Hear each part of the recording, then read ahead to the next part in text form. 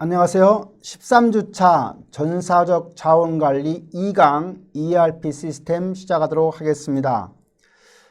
이번 시간의 학습 목표는 ERP 시스템의 특징을 설명할 수 있다. 두 번째는 ERP 시스템의 구축 방법을 설명할 수 있다입니다. 학습 내용은 ERP 시스템의 특징과 ERP 시스템의 구축 방법이 되겠습니다. 먼저 ERP 시스템의 개념과 특징입니다. 우리가 앞에서 잠깐 봤듯이 MRP라고 하는 것이 70년대에 나와서 80년대에 MRP2로 발전되었고, 또 MRP2가 90년대, 2000년대를 거쳐서 ERP로 발전이 되었습니다.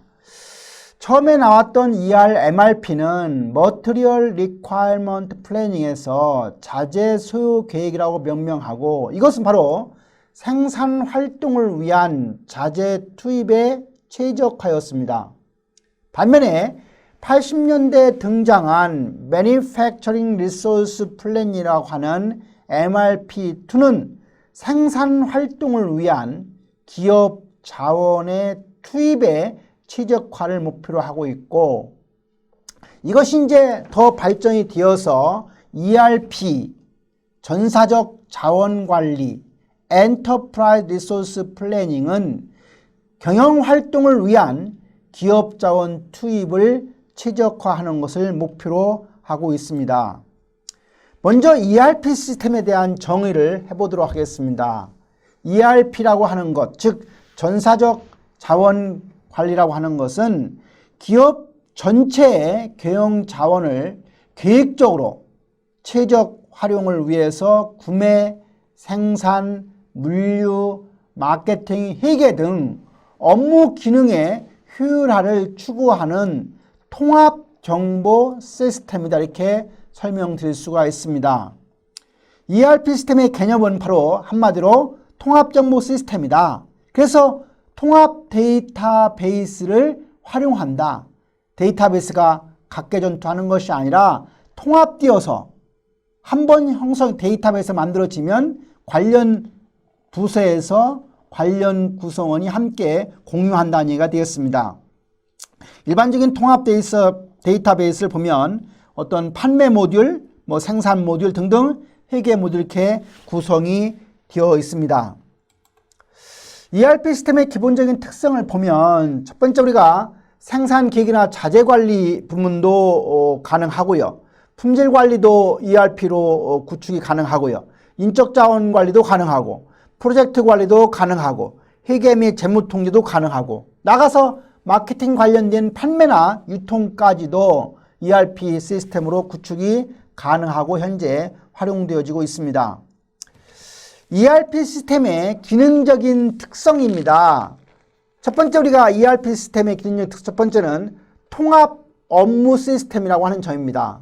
다시 말하면 생산과 판매와 구매와 재고와 재무나 회계, 인사 등등 기업 내 단위 업무가 통합 데이터베이스에 의해서 리얼타임으로 통합 처리된다는 점입니다. 즉 업무 시스템이 전체적으로 최적화를 기대하고 있다는 점입니다. 따라서 과업 중심의 업무 처리로부터 프로세스 중심의 고객 지향적 업무 처리를 하고 있으며, 그때 정보 처리의 형태는 주로 one fact, one place로 되어 있습니다. 두 번째 ERP 시스템의 기능적인 특성은 글로벌 표준 업무 프로세스를 지향한다는 점입니다. 다시 말하면 세계 초인류 기업의 선진 프로세스를 벤치마킹해서 베스트 비즈니스 실행을 지향하고 있다는 점입니다. 따라서 업무 프로세스의 글로벌 비즈니스를 지향하는 점이 두 번째 ERP 시스템의 기능적 특성이라고 할 수가 있습니다. 세 번째 ERP 시스템의 기능적인 특성을 보면 그룹웨어와 연계되어 있다고 하는 점입니다. 조직 내 다수의 사람, 부서가 서로 협력하고 업무를 공동으로 수행한다는 점입니다. 그리고 조직의 인적 자원이나 정보 시스템이나 처리하고자 하는 업무 프로세스가 컴퓨터 네트워크에 의해서 통합되고 커뮤니케이션도 이루어진다고 한다는 사실입니다. 다음 우리가 이러한 그룹웨어와 연계되면서 효율적인 작업 수행을 위해서 공동으로 작업을 위한 도구가 되어 있고 정보 공유 시스템으로 되어 있고 전자 메일 시스템을 쓰게 되어 있고 작업 흐름 관리 기능 등을 제공한다는 것이 바로 그룹웨어와의 연계입니다. 네 번째는 파라메타 지정에 의한 시스템 개발입니다. 사전에 파라미터를 설정합니다. 다시 말하면 기업에 맞는 필요한 업무에만 적용이 가능하게 되어 있습니다. 업종별, 규모별 업무 파라미터를 사전에 지정한다는 점입니다. 다양한 적용이나 시스템 구축 시간을 얼마든지 단축시킬 수 있고 또 시스템에 대한 유지 비용과 노력도 절감할 수 있도록 구성되어 있습니다.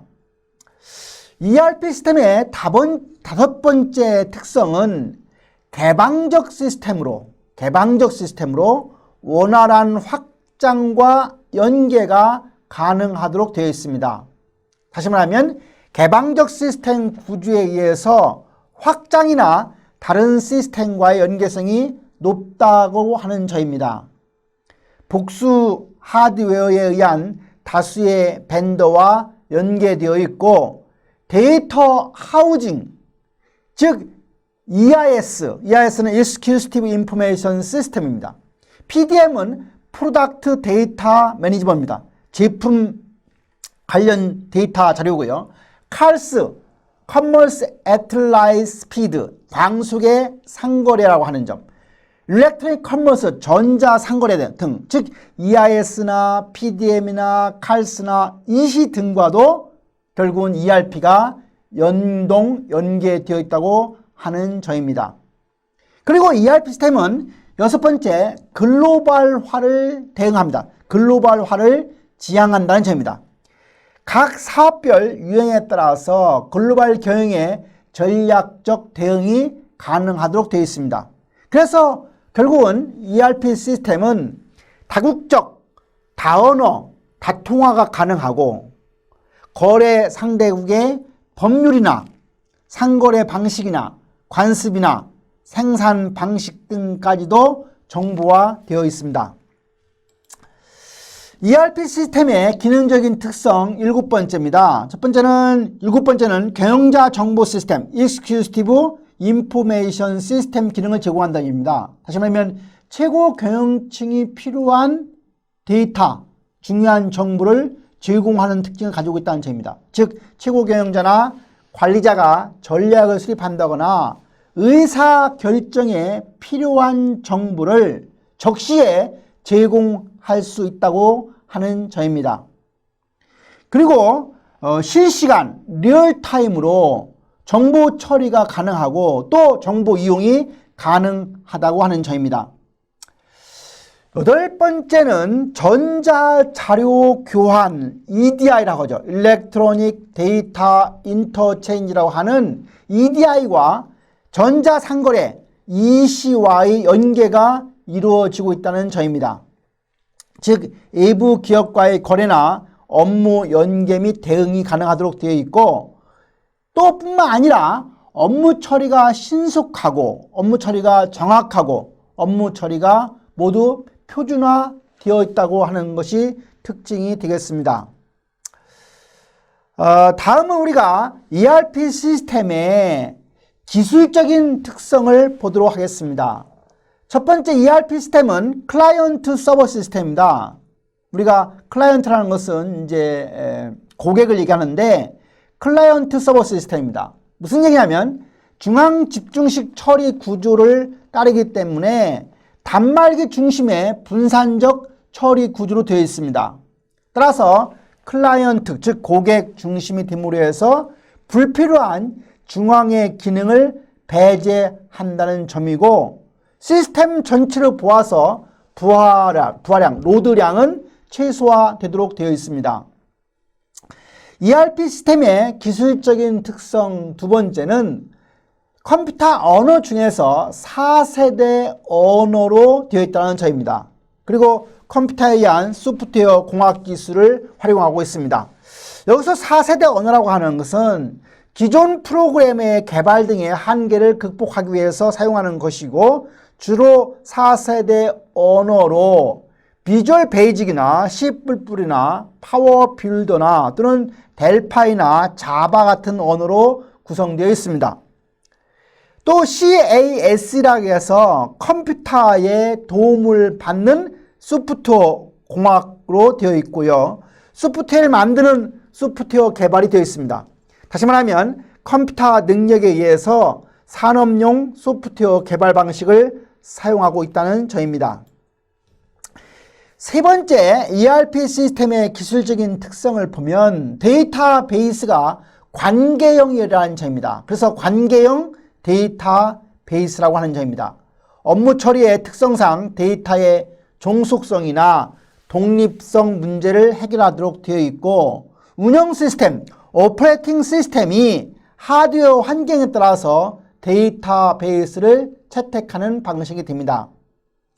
네 번째는 객체 지향 기술이라고 해서 우리가 Object Oriented Technology, 즉 OOT 기술을 활용하고 있습니다. 시스템 내 각 모듈이라고 하는 것이 업무 처리 프로세스별 각각 독립된 객체로 되어 있고, 각 모듈과 전체 시스템이라고 하는 것은 인터페이스에서 효율성을 향상하도록 되어 있습니다. 즉 객체 지향 기술이라고 하는 것에 의해서 시스템 기능을 추가할 수도 있고 삭제하기도 하고, 그렇게 해서 이용 수준을 높이는 방식을 취하고 있고, 각 모듈별 변경을 통해서 시스템 전체의 변경은 필요 없도록 되어 있습니다. 다음은 우리가 ERP 시스템의 도입의 필요성입니다. 우리가 ERP 시스템이 왜 도입이 필요한지에 대한 이야기입니다. 업무 프로세스 면에서 보면 ERP 시스템을 도입하게 되면 원재료나 워크인 프로세스라고 하는 WIP, 제공품이나 완제품의 재고 능력을 향상한다. 결국은 재고를 감소시키면서도 그것이 가능하다는 얘기죠. 그 다음에 계획 생산 체제 구축과 관련되어 있고, 생산 활동에 대한 실적 관리도 용이하도록 되어 있습니다. 경영정보 시스템 측면에서 ERP 시스템이 도입이 필요한 이유는 첫 번째, 업무 시스템이 표준화로 인해서 데이터의 일관성을 유지할 수 있고, 개방형 정보 시스템으로 각 부문별 자율성과 유연성을 극대화할 수 있고, 정보화 촉진으로 클라이언트 서버의 자료 처리 능력을 향상시킬 수 있다는 점입니다. 뿐만 아니라 GUI, 그래픽 유저 인터페이스 등 정보 처리 기술의 확산과 정보 환경을 제공하고 있다는 점이 되겠습니다. ERP 시스템 도입입니다. 먼저 첫 번째는 뭐니 해도 ERP 시스템에 대한 도입 준비부터 시작이 됩니다. ERP 시스템을 도입한다고 하는 이야기는 ERP 시스템에 대한 경제적, 기술적인 타당성이 있는지를 조사하는 것입니다. 현재 그 기업, 그 조직의 여건상 ERP 시스템을 운영할 수 있는 가능성이 있는지를 검토하는 것이고, 그리고 경영진의 강력한 리더십이 없으면 안 되기 때문에 경영진이 결국은 ERP 시스템을 도입하겠다고 하는 강력한 리더십, 의지가 있는지를 봐야 되고, 그리고 ERP 시스템이 도입이 되게 되면 전사적으로 구성원들의 의식이 바뀌어야 되기 때문에 전사적 의식개혁 측면, 그리고 그런 걸 하겠다고 하는 구성원들의 의지와 혁신의 노력, 이런 것들이 바로 ERP 시스템을 도입할 때 도입 준비 사항이 되겠습니다. 두 번째, 우리가 ERP 시스템을 선정하는 것이고 계획입니다. 제가 기획처장 시절에 우리 대학에서도 ERP 시스템 도입에 관련해서 한번 검토한 바가 있습니다. 연세대학교에서 우리가 초청을 받아서 연세대학교에서 이제 그 워크숍이 이루어졌는데, 우리나라 이제 그 ERP를 보급하는 업체에서 보면 이 세계에서 가장 큰 업체가 독일에 본사를 두고 있는 SAP이라고 하는 회사입니다. SAP이라는 회사예요. 그 다음에 두 번째는 오라클이라고 하는 회사가 있어요. 근데 이제 아마 대단히 대기업용, 우리가 뭐 대학같이 대기업에 관련된 조직의 경우에는 주로 이제 SAP나 오라클 거 쓰는데, 지금 우리나라 시장을 보면 한 7, 80% 이상이 아마 SAP 회사 거를 쓰는 걸로 되어 있습니다. 물론 이제 중소기업용 ERP라고 하는 것은 도전에서 상당한 부분을 마켓시어를 차지하고 있는데, 대기업이나 뭐 대학 같은 경우는 이제 SAP 것을 많이 쓰는데, 그래서 이제 결국은 연세대학교에 가서 건양대학교에서도 ERP 도입의 필요성이 있는지를 갖다가 그 당시에 제가 워크숍에 참여한 적이 있었는데, 상당한 기간이 지났지만 지금부터 한 14, 15년 지났는데, 연세대학교의 ERP 도입 비용이 그 당시에 20억이라고 제가 소개를 받았던 걸로 기억이 되고, 메인터넌스 비용이 1년에 한 3억 내지 한 4, 5억씩 들어가는 걸로 되어 있었습니다. 우리 대학 같이 연세대학보다 작은 우리 대학 같은 경우는 그 당시에 한 7, 8억 정도의 비용을 ERP 구축에 소요된다는 얘기를 들었었는데, 당시 여하튼 결국은 뭐 ERP를 건양대학은 도입하지 않고 그 이후에 뭐 현대정보 시스템 몇 개의 컨소시엄을 통해서 완전한 상당히 좋은 정도의 한 40억 정도의 비용을 들여서 전산 시스템을 완전히 바꿨는데, 여하튼 간에 ERP 시스템을 선정하고 계약하는 단계가 두 번째인데, 먼저 해야 할 것은 ERP 시스템에 대한 평가 기준을 마련하는 겁니다. 뭘 가지고 우리가 ERP 시스템을 도입하고 안 하고 어떤 업체한테 뭘 주고 할 거에 대한 기준을 만드는 게 첫 번째고, 두 번째는 ERP 시스템의 평가 기준에 따라서 결국은 선정하고 계약을 잘 하는 것이 두 번째 단계가 되겠죠. 그리고 이 단계에 하는 것은 각 단계별 어떤 업무를 수행해야 하는 업무하고 업무에 대한 프로세스나 업무에 대한 방법 이런 것들을 정의하는 것도 바로 ERP 시스템 선정과 계약 단계에서 하는 일이고, 또 한 가지는 업무별 필요한 데이터를 입력하는 유형을 갖다가 정의한다거나 출력 양식 이런 것들을 대한 검토 같은 것도 ERP 시스템의 선정 및 계약 단계에서 행해지는 내용이 되겠습니다. 우리가 세 번째 ERP 시스템의 선정 및 계약 절차를 보면 뭐니 첫 번째는 현황에 대한 분석 단계가 있겠죠. 두 번째는 그러한 ERP를 도입하는 전략을 수립하는 단계가 있을 것이고요. 그 다음에 이제 제품 평가나 제안 단계를 하게 되는데, 여기서 요청서 RFP를 작성한 단계가 있을 것이고요. 그러한 제안 요청서를 평가하고 그 중에서 가장 자기네 기업에 맞는, 자기네 조직에 맞는 제품, 어느 업체로 할 건가 그 제품에 대한 ERP 제품 선정을 하는 단계가 있고, 그 다음에 이제 우리가 패키지에 대한 기능 분석이나 준비 단계로 이어지게 됩니다. ERP 시스템의 구축 단계를 보면 ERP 시스템 구축한다고 했을 때 첫 번째 우리가 시스템을 애널리시스 분석하는 단계가 됩니다. 그래서 우리가 첫 번째는 현재의 업무 환경 요인 등 현황을 파악하는 단계가 첫 번째고요. 그 다음에 우리가 시스템을 분석하고 그 결과를 시스템 설계에 반영하는 단계가 되겠습니다. 두 번째는 우리가 시스템 분석이 끝나면 이제 시스템을 설계해야 됩니다. 시스템 설계 단계에서는 무슨 일을 하느냐? 개선된 업무 프로세스 실행을 위한 시스템 설계를 말합니다. 즉 현재 업무 프로세스하고 앞으로 해야 할 투비, 미래 것이 투비죠. 우리가 AS라고 현재라고 하고 투비, 이 현재와 투비 프로세스를 비교해서 그 문제점이나 차이점을 해결하고, 세 번째는 시스템을 구축하게 됩니다. 업무의 재설계, 그리고 ERP 패키지 모듈과의 조화, 그리고 새로운 시스템화를 하는 것이 바로 시스템 구축 단계에서 하는 일이고, 네 번째 우리가 시스템을 임플리멘테이션, 시스템을 구현하는 단계입니다. 새로운 시스템을 시험적으로 운영해보고 그리고 문제점을 개선하고 팔로우업 가는 단계가 되겠습니다. 다섯 번째 우리 ERP 시스템 확장입니다. 우리가 ERP 시스템을 도입하게 되면 ERP 시스템 하나만 가지고 하는 게 아니라 그와 관련된 익스텐션이 이루어집니다. 그래서 첫 번째 우리가 왼쪽 부분인 공급자 체인과 ERP 시스템입니다.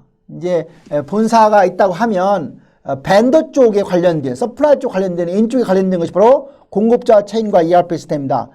기업 간의 자재나 자원이나 정보나 자금의 흐름 등을 통합 관리하는 것과 관련된 문제인데, 서플라이 체인 매니지먼트에서 운영되는 기업 간의 인터페이스를 통합 관리하는 겁니다. 즉 이렇게 함으로 해서 자재 공급의 효율성을 크게 극대화시킬 수 있는 겁니다.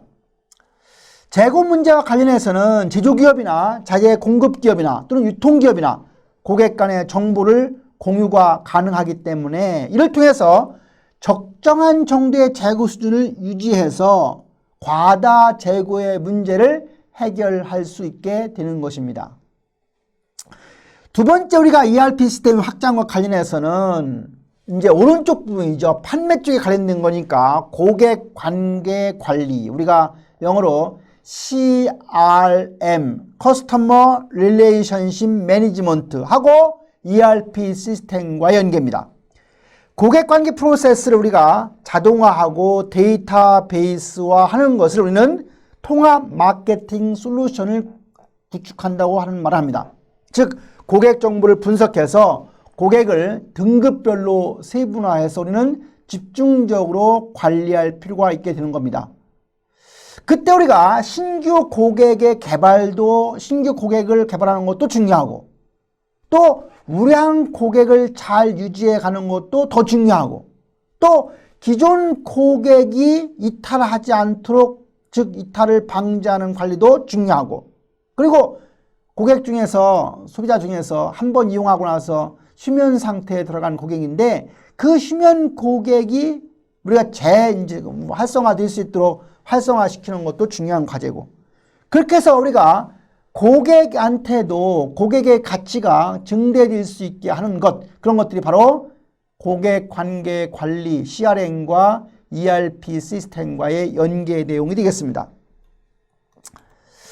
ERP 시스템에 의한 CRM의 효과는 뭐냐? ERP 시스템과 CRM이 연동되어서 얻을 수 있는 베니핏은 뭐냐 하는 얘기입니다. 우리가 목표 마케팅에 대한 전략적 의사결정을 할 수 있도록 지원을 할 수 있고, 마케팅 비용을 효율화한다. 결국은 마케팅 비용을 절감할 수 있는 내용이 되겠습니다. 또 한 가지, 우리가 고객에 대한 프로파일 정보를 갖다가 전략적 영업 정보화해서 잘 활용할 수 있게 되는 것이고, 고객의 이익 기여도에 따라서 전략 수립이 가능할 뿐만 아니라 우량 고객을 어떻게 하면 이탈을 방지할 건지, 또 휴면 고객을 어떻게 하면 더 활성화해서 집중적으로 고객을 잘 관리할 건지를 이것이 가능하게 하고, 이를 통해서 기업에서 끼워 팔기라고 하는 크로스 세일도 할 수 있고요. 비싼 제품을 파는 업세일도 할 수 있는 것이고요. 그 다음에 다시 파는 리세일도 하기 때문에 이러한 크로스 세일, 업세일, 리세일 같은 것을 통해서 얼마든지 고객 가치도 증대하고 기업도 결국은 수익이 증대되는 방향으로 연계시킬 수 있습니다. 광고나 판촉 등과 관련된 전략적 의사결정 지원도 ERP와 CRM이 연동됨으로 해서 가능할 것으로 보입니다. 세 번째, 우리가 글로벌화와 ERP 시스템입니다.